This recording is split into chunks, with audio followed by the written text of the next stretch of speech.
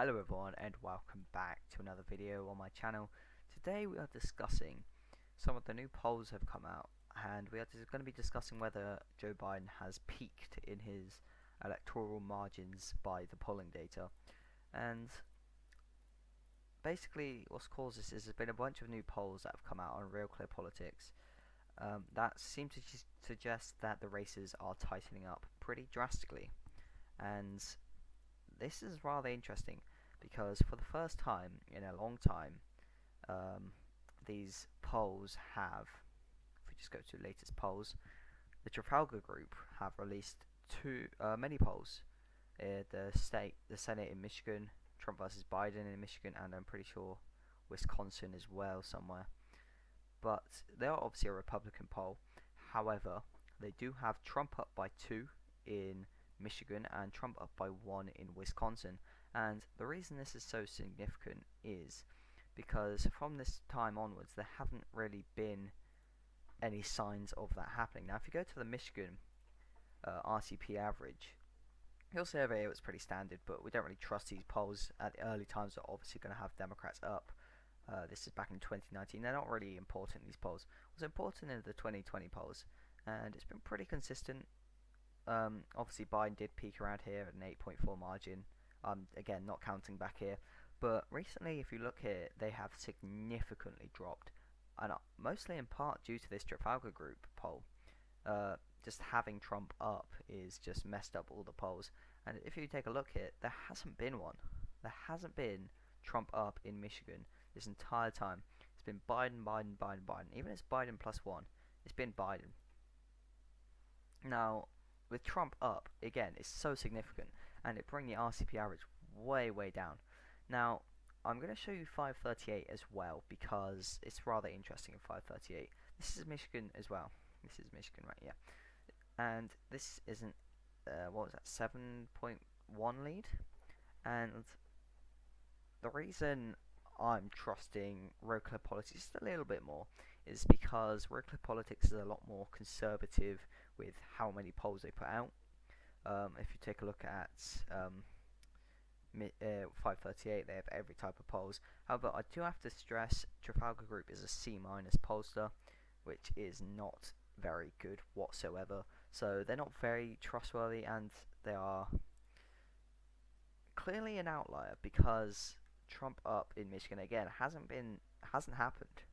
And if we see more polls from other people coming out suggesting that Trump is ahead or it's a tie or something, maybe it'll be more believable.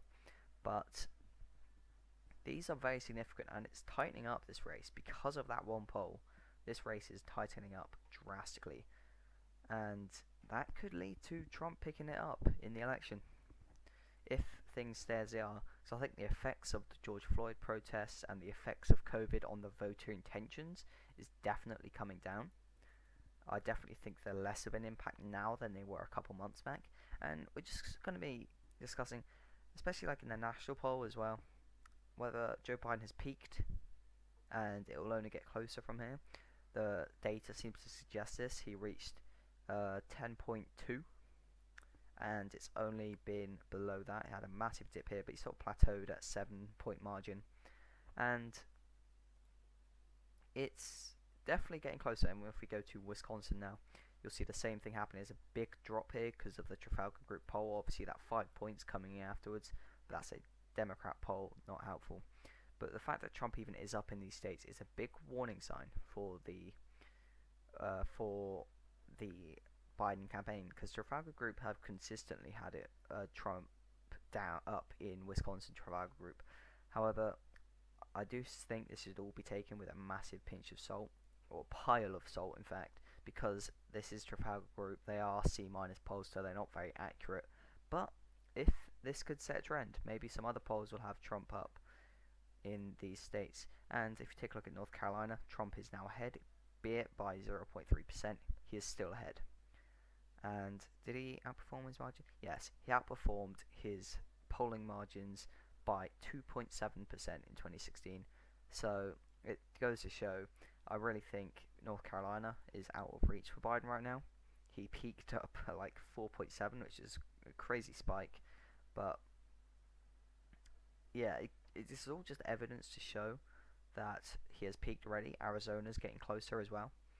It's only a 2 point margin, and the margin of error definitely could cause Biden to lose Arizona.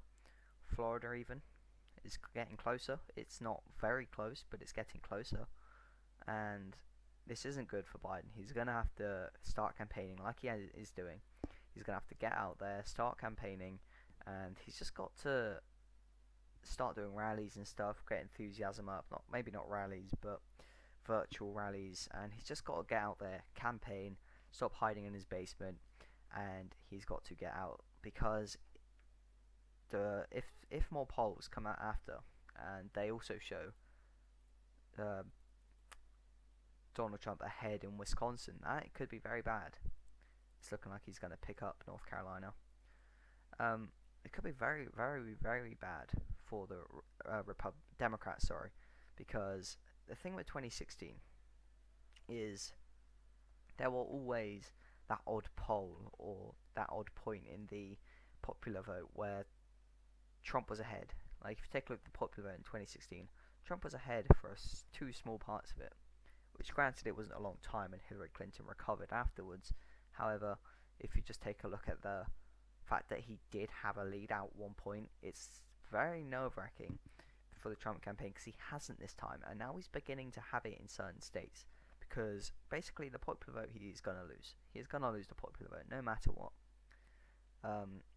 Because of California is a population hub, Florida, Texas will be closer,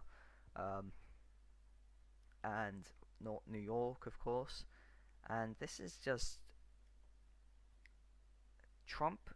He needs to get the votes out in the right states, and he can win it. And he can lose the electoral. He can lose the national popular vote by 5%, and he could still win the election because he needs to just get the votes in the right place. And those polls seem to suggest that he is, which Biden has really got to make up for. Now, Wisconsin is the state out of the three, which I really do think will probably go to Donald Trump.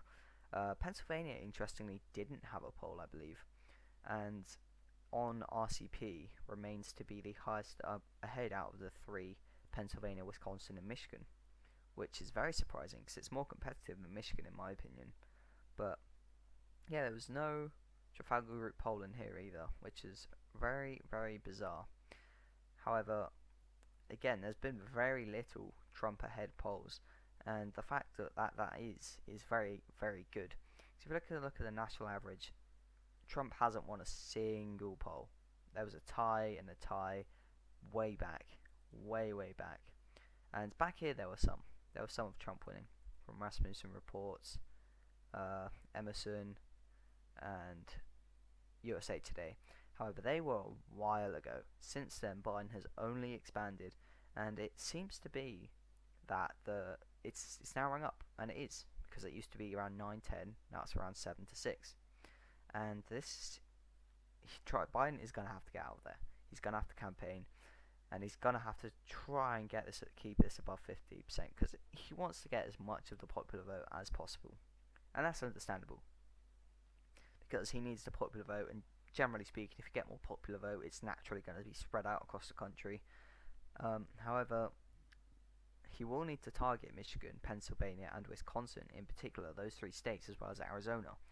And I definitely think he's got to home in all of his spending because he's spending it across quite a few states. I say he gives up North Carolina, in my view. I say he gives up Georgia. I say he gives up Iowa. Not necessarily giving up Ohio, because surprisingly, this is the RCP no toss-up map.